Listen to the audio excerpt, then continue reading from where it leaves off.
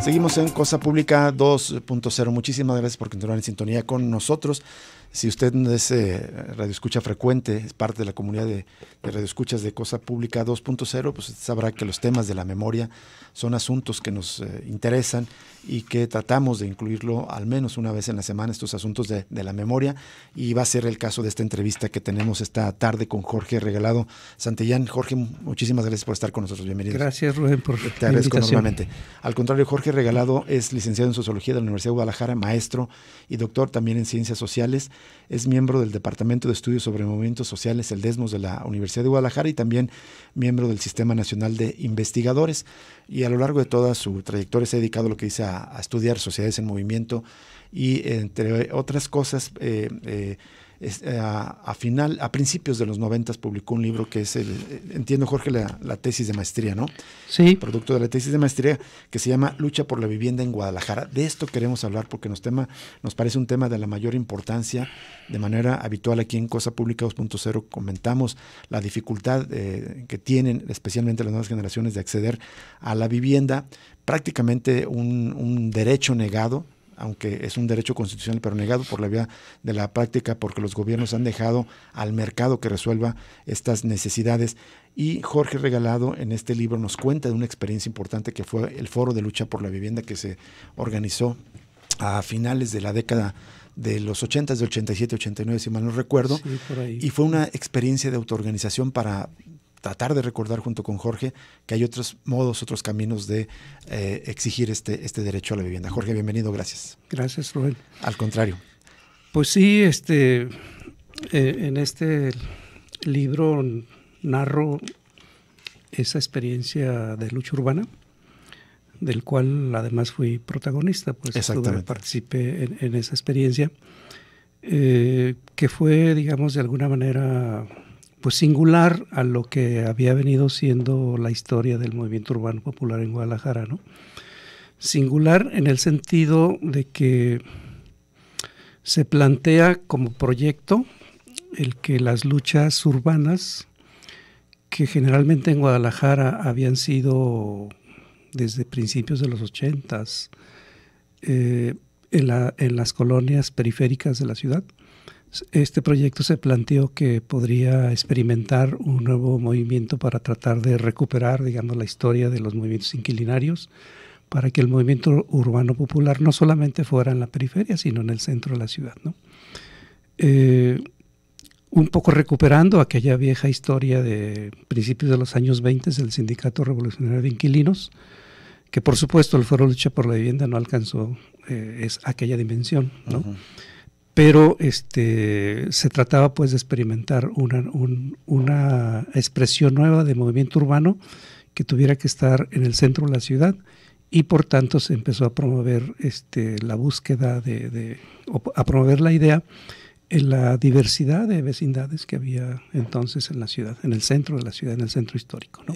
Digamos, si lo ponemos un poco quizás como en una perspectiva histórica, ahora lo que se ha acostumbrado, y lo digo, no sé si coincidas, por parte del mercado, es que sean grandes empresas inmobiliarias que construyen departamentos y te los vendan regularmente mediante créditos hipotecarios, es decir, atado a una deuda bancaria durante muchos años, que se acceda a la vivienda. Pero antes, digamos, si podemos tratar de recuperar los últimos probablemente 60, 70 años, había periodos de autoconstrucción, luego periodos incluso de ocupación o compra de terrenos irregulares.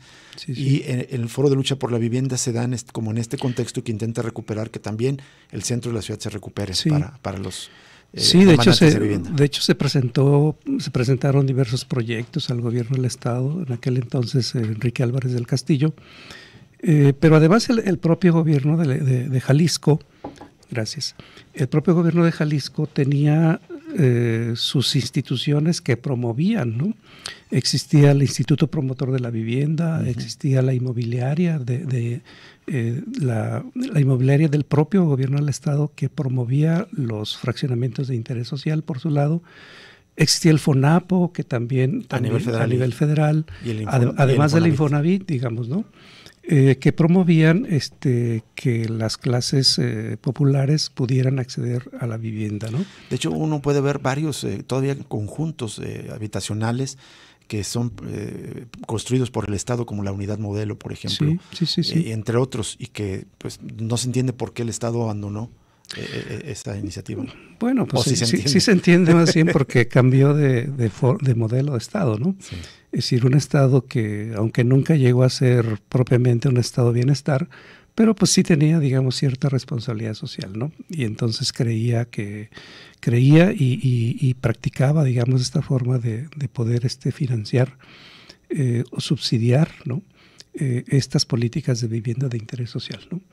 Entonces, en ese contexto, y además porque en 1988-89, a nivel internacional fue el Año Internacional de la Vivienda. Uh-huh. Entonces hubo todavía más promoción pues para eso, y en ese contexto también se promueve la formación de lo que terminó llamándose el Foro de Lucha por la Vivienda. ¿Cómo inicia específicamente el Foro de Lucha por la Vivienda, Jorge Reglado?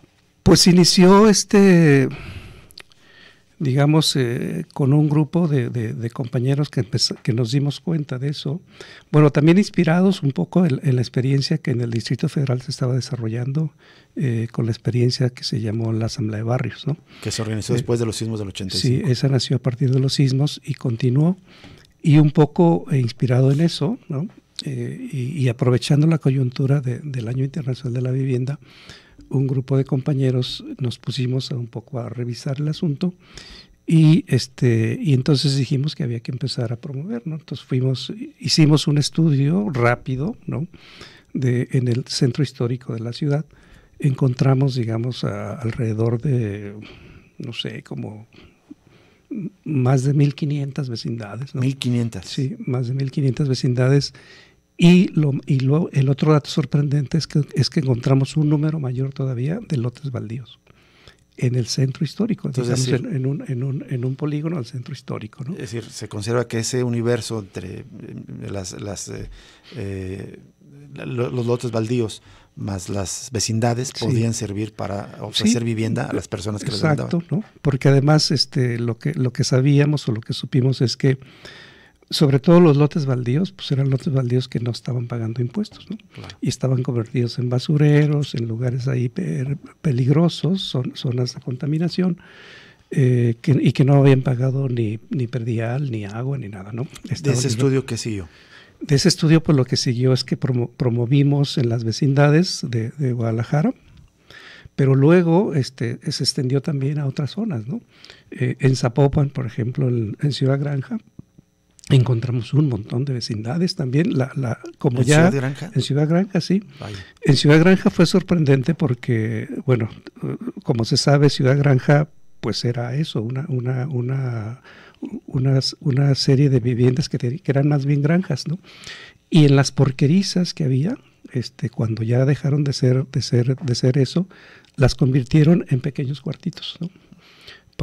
En vecindades horribles, pues, ¿no? Imagínate el tamaño para que quepa un cerdo o dos, ahora eran viviendas, ¿no? Uh-huh. Vecindades. Entonces ahí de hecho nos sorprendió más porque a la primera convocatoria que se hizo llegaron como 500 personas. Imagínate. ¿Cuál era la convocatoria? ¿Qué les decían? Pues la convocatoria a organizarnos, sí, a que se organizaran para solicitar créditos, para que la gente que careciera de vivienda pudiera solicitar créditos de pago fácil, ¿no? Al gobierno del Estado o al gobierno federal, a través del FONAPO o a través de la inmobiliaria, ¿no? Solamente 500 de Ciudad Granja. De Ciudad Granja, sí, nada más. Y de Guadalajara, en ese polígono que dibujamos, pues un montón de gente, ¿no? Pero luego también en el oriente de la ciudad, en Oblatos, y se iban formando grupos, ¿no? Al sur de la ciudad. Al sur de la ciudad. Y luego fue creciendo, ¿no? Luego después en Tala surgió otra asociación y luego en Ameca otra asociación y así se fueron formando muchas asociaciones y todas hicimos y bueno, había organizaciones que ya existían, ¿no? Por ejemplo, la Unión Independiente de Inquilinos, un grupo de compañeros que pertenecían al Partido Socialista Unificado de México, promovían también eso. Estaba la Coordinadora de Colonias Populares del Sur, de Guadalajara, otro grupo que se llamaba Intercolonias.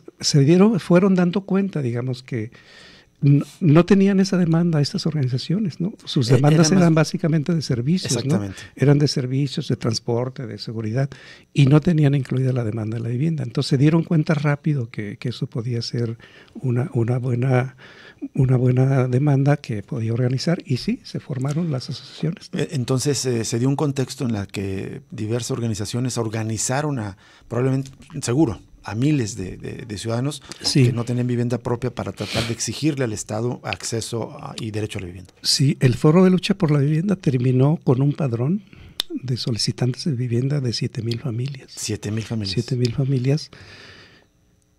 Bueno, a lo mejor en este momento se puede considerar que quizá no era una organización supermasiva, ¿no? Pero en el contexto de aquel entonces, y no existía un antecedente previo a esto, pues resultó que sí era una demanda muy sentida, ¿no? Y bueno, pues se hicieron movilizaciones significativas también que obligaron a que el gobernador Enrique Álvarez del Castillo nos tuviera que recibir en Palacio de Gobierno para negociar el pliego que se hizo. Se firmó, se acordaron cosas. Luego no lo querían cumplir, pues, ¿no? Al final, pero al final no se cumplió totalmente el pliego, pero sí, a partir de esta lucha, pues se hizo. No se logró el proyecto original, digamos. Por ejemplo, nosotros le decíamos al gobernador, todavía en Jalisco está vigente la ley de expropiación que decretó en los años 20 el exgobernador José Guadalupe Zuno.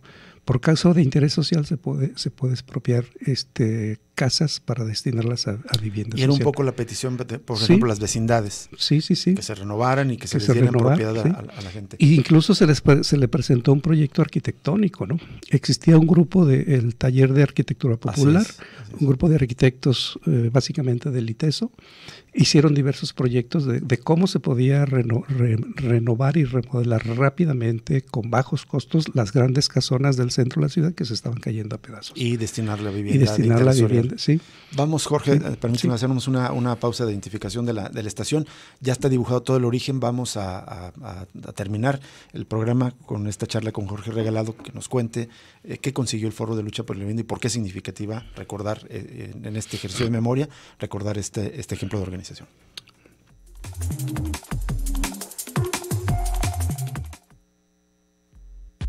Ya